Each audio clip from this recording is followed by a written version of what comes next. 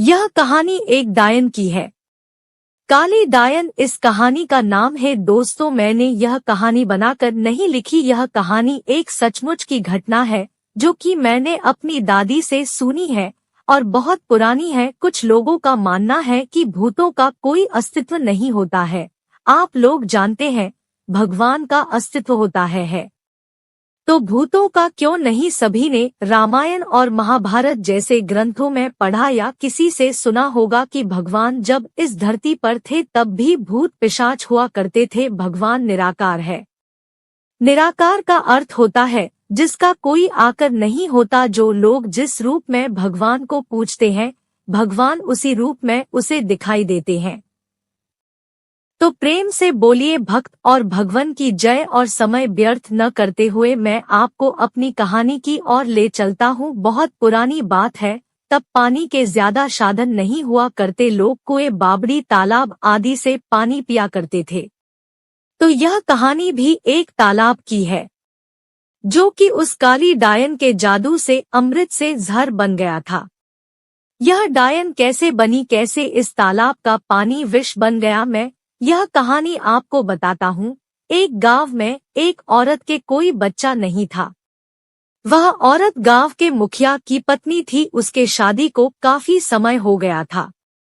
सब लोग उसे बाज कहा करते थे। सारे गांव वाले उसका मुंह भी नहीं देखना कहते थे कि इसका मुंह देख लिया तो पूरा दिन बेकार चला जाएगा। पर मुखिया की पत्नी थी इसलिए लोग थोड़ी बहुत बातचीत कर लिया करते थे। एक दिन गांव में एक फकीरा बाबा भिक्षा मांगते हुए आ पहुंचता है तो वह बातों ही बातों में उसका हाथ देखने लग जाता है और कहता है, आपको बच्चा नहीं है ना? वह बोली, आपको कैसे पता चला? वह बोला, हम हस्त रेखा में निपुण है और हाथ देखकर यह बता सकते हैं कि क्या होने वाला है, क्या होगा। वह बोली, अच्छा तो यह बताओ कि मेरे बच्चा कब होगा? तो उसने कहा, आपको भगवान ने बच्चा तो नहीं दिया पर मैं एक रास्ता बताता हूँ। वह सुनो, अमावस्या की रात को किसी एक ऐसे लड़के की बलि पीपल के पेड़ के नीचे दो जो अपने माँ बाप के एकलौता पुत्र हो और उसके खून से अपने बाल धोना। फिर कहना, ए प्यासी आत्माओं, यह बलि मेरी तरफ से स्वीकार करो और मुझे एक पुत्र दे दो एक लोटे में। उस कुएं का पानी भरकर उसमें उसके शरीर की 2 बूंद मिलाकर खुद पी लेना और उस लड़के के सिर के बाल अपनी साड़ी की गांठ में बंधे रखना तो यूं अवश्य एक पुत्र पैदा होगा। इतना कहकर वह वहां से भिक्षा लेकर चला गया। उस दिन के ठीक 3 दिन बाद अमावस्या थी। उस औरत ने वही किया जो उस बाबा ने बताया था। उसने अपने देवरानी के लड़के की बलि दे दी और खून की 2 बूंदें पानी में मिलाकर खुद पी लिया और उस सिर के कुछ बाल को काटकर अपनी गांठ में बांध लिया और बिना पीछे मुड़े अपने घर आ गई। सुबह गांव वालों को पता चला कि मुखिया के भाई के बेटे को किसी ने मार के वहां फेंक रखा है। जब यह बात मुखिया और उसके भाई ने सुनी तो वह नंगे पैर दौड़ पड़े। धीरे धीरे सारा गांव इकट्ठा हो गया। उस लड़के की माँ का रो रो बुरा हो गया था। तब किसी व्यक्ति ने हिम्मत जुटाकर उस सिर को धड़ से जोड़ा और उसे नदी में बहाने की सलाह दी। वैसा ही किया। लोगों ने उस लाश को पानी में बहा दिया। सब लोग यही कह रहे थे, किसने किया, यह सब कैसे हुआ? सब लोगों के लिए यह घटना चिंता का विषय बन गई थी। जब मुखिया घर पहुंचा तो क्या देखता है कि उसकी पत्नी तो पकवान बना रही थी। वह बड़ी खुश नजर आ रही थी। मुखिया ने क्रोध में कहा, क्या तुम्हें इस बात का बिल्कुल भी दुख नहीं है कि हमारे भाई का बेटा मर गया है?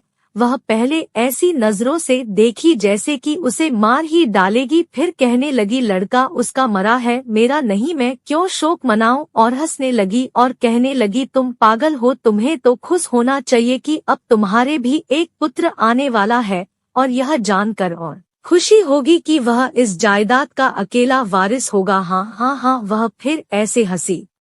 यह देखकर मुखिया से रहा नहीं गया और उसे जान से मारने के लिए तलवार उठाने चला गया। वह अंदर तलवार ढूंढ रहा था पर तलवार नहीं मिली। जब वह पत्नी के बेड के पास पहुंचा तो क्या देखता है कि सारे कपड़े खून से लथपथ है और तलवार भी वही पड़ी है और उस पर खून लगा है। वह यह सब देखते ही समझ गया कि यह सब इसने पुत्र प्राप्ति के लिए बलि दी है। उसने उसे मारने का विचार बनाया कि अभी मैं इसको मार दूंगा तो सब लोग मुझे गलत समझेंगे। और वह वहां से चला गया। उस दिन से गांव में ऐसी ऐसी घटना होने लगी, किसी की भैंस मर गई, किसी ने उसे मार डाला और उसके शरीर के अंग इधर उधर फैले पड़े, जैसे कि किसी ने उसे नोच नोच कर खाया हो। तो किसी दिन किसी का कुत्ता, किसी का बछड़ा, तो किसी की बकरी मर गई, और उसी तरीके से वह मर रही थी जिस तरीके भैंस को किसी ने मारा था। ऐसी घटना से सारा गांव परेशान था। किसी को यह समझ नहीं आ रहा था कि आखिर हो क्या रहा है। एक दिन की बात है, मुखिया रात को अपने गेट के पास सोया हुआ था। आधी रात के समय उसे गेट खुलने की आवाज आई। वह जाग गया। उसने देखा कि एक औरत बाल फिक्रे हुए आधी रात को बाहर चली जा रही है। देखने में तो ऐसा लग रहा था कि जैसे उसको कोई खींच कर ले जा रहा हो।